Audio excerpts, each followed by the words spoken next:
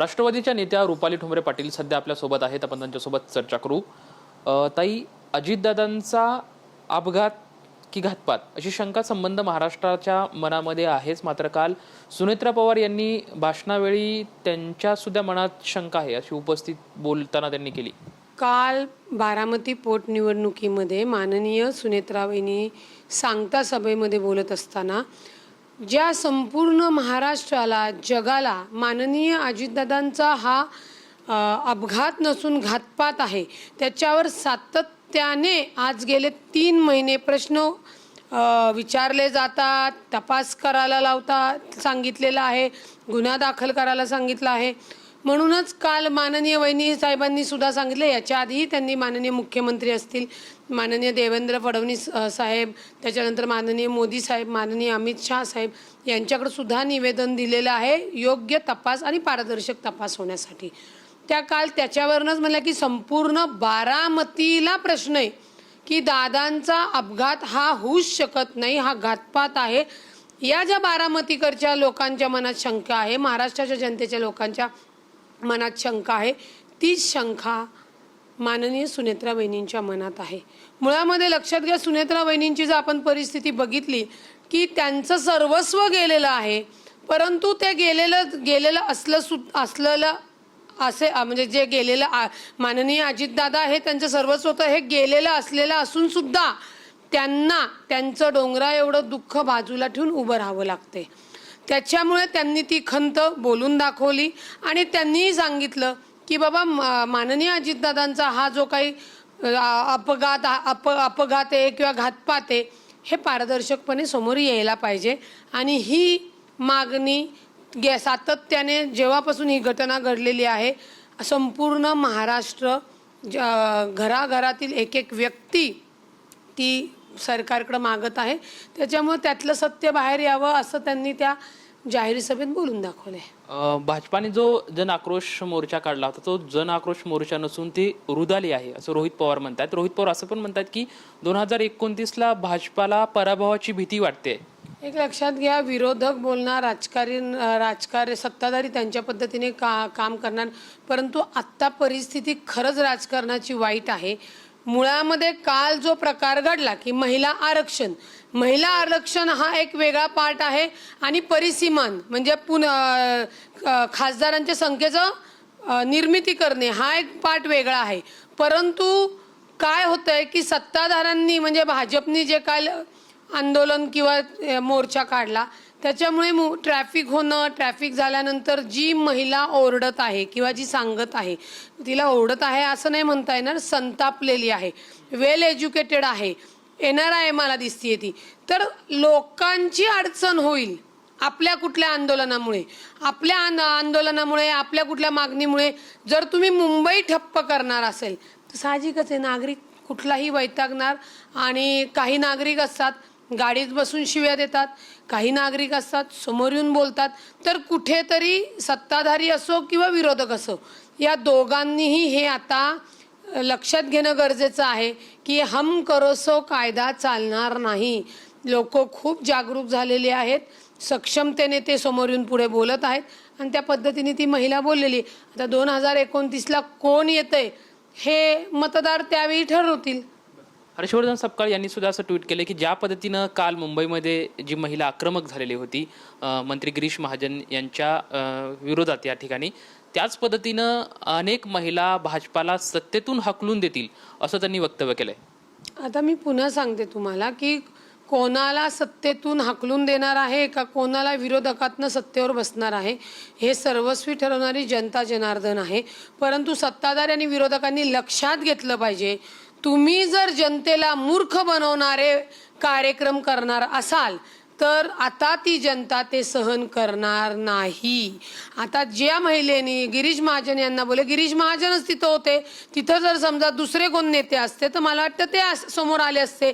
परंतु आपण कोणतीही मागणी करताना, आंदोलन करताना किंवा जाहीर पाठिंबा देताना ॲटलिस्ट ट्रॅफिक होणार नाही, मुंबईमध्ये तर नाहीच नाही, याची जबाबदारी प्रत्येक राजकारण्यांनी घेणं गरजेचं आहे.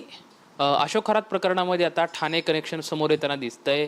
निवृत्त जे आयुक्त आहेत महेश आहेर यांच्यावरती गुन्हा दाखल झाला आहे की कार्यालयामधल्या एका क्लर्कवरती अत्याचार केल्याचा जो आहे तो प्रकरण समोर येते. खरात असेल बंधूबाबा खरात, 10वी नापास खरात असू द्या, नाहीतर त्याच्या सोबतचे जे कोणीही लोक असू द्या, हे सगळेजण महिला लैंगिक अत्याचारामध्ये माहीर झाले होते आणि हे रॅकेट चालवत होते. तुम्ही जे आयुक्त सांगतात म्हणजे त्याचे आणि खरातांचे कनेक्शन आहे. खरा त्याचं इंटेन्शन एकच होतं, देवाच्या नावावर महिलांवर अत्याचार करायचा.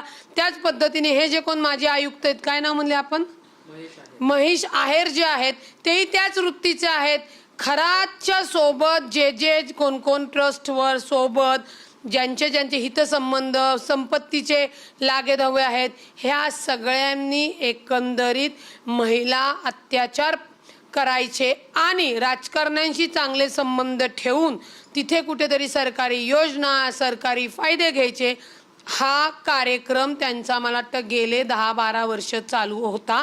आत्ता तो भांडाफोड झाल्यामुळे जे जे याच्याशी संबंधित आहे, ज्यांनी खरात सोबत संबंध असताना ज्या महिलांवर अत्याचार केले आहेत त्या सगळ्यांवर गुन्हे दाखल होणं आहे आणि हे सगळे जेलला बसणेत. कारण का महिला लैंगिक अत्याचारामध्ये हे प्रकरण मोठं होण्याचं कारण फक्त राज्य महिला आयोगाच्या अध्यक्षा त्याच्यामध्ये इन्व्हॉल्व होत्या म्हणून हे झालेलं आहे. त्याच्यामुळे मुळापासून अशी विकृती, महिला लैंगिक अत्याचार करणाऱ्या लोकांची विकृती कायदेशीरपणे ठेचण्याचं काम हे सरकारने केलं पाहिजे, पोलिसांनी केलं पाहिजे आणि जनतेने सुद्धा रस्त्यावर उतरून ती मागणी करणं गरजेचं आहे. ताई, खरं तर अशोक खरात प्रकरणी जे तुम्ही म्हणतायत की महिला आयोगाच्या ज्या माजी अध्यक्ष राहिल्यात रुपाली चाकणकर यांच्या संदर्भात त्यांना सहआरोपी करा असं तुम्ही सातत्यानं म्हणताय, कारण त्यांचे जे काही धागेदोरे समोर आले आहेत की तुम्ही सांगताय. मात्र ज्या पद्धतीनं आता त्यांच्यावरती गुन्हा दाखल व्हायला पाहिजे असे जे सर्व तपास यंत्रणा किंवा ह्या सर्व संतगतीने सुरू असं वाटतंय, कारण की आत्तापर्यंतही कुठलेही गुन्हा त्यांच्या संदर्भातला आणखी कुणावरती दाखल झालेला नाही. निश्चित SITचा तपास संत आहे, परंतु आम्हीही कायदेशीर बाबी समजतो म्हणून त्याच्यामध्ये आम्ही वाट बघत आहोत. जर SITच्या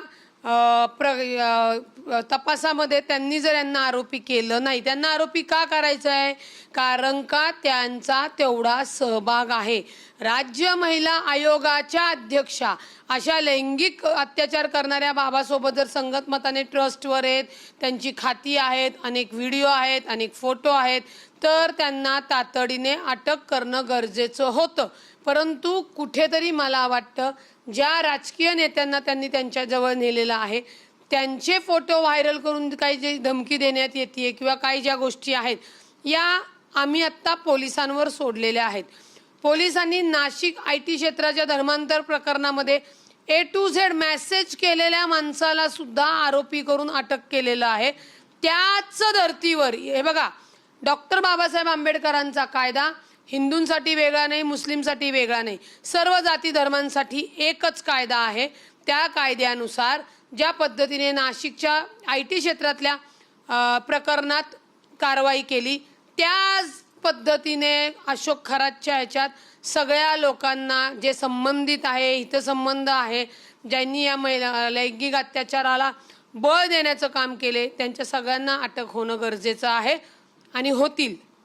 जर SITने त्या पद्धतीने तपास नाही केला तर कायदेशीर सगळ्या प्रोसिजर आमच्या पुढं आहेत. आम्ही तो CIDकडे द्यायला लावू, आम्ही हायकोर्टात याचिका करू, पण त्यावेळी हायकोर्टामध्ये याचिका करत असताना कर्तव्य न केलेल्या पोलिसांवर सुद्धा आम्ही कारवाई करण्याची मागणी मेहरबान कोर्टाला करू. त्यापेक्षा माझी सरकारला आणि पोलीस यंत्रणेला विनंती आहे की आपण या बोंधू बाबा खरात किंवा जे काही महिला लैंगिक अत्याचारच्या संबंधित जे जे गुन्हे आहेत त्याच्यात अत्यंत कठोरपणे कडकपणे कारवाई करणं गरजेचं आहे.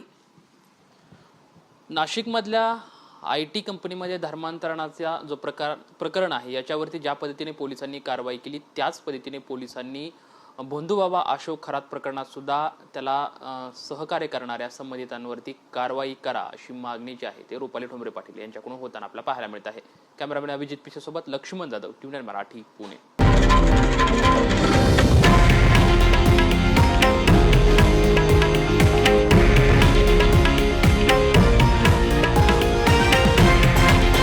हे आहे देशातील नंबर 1 न्यूज नेटवर्क आणि आपण पाहत आहात TV9 मराठी, एकमेव.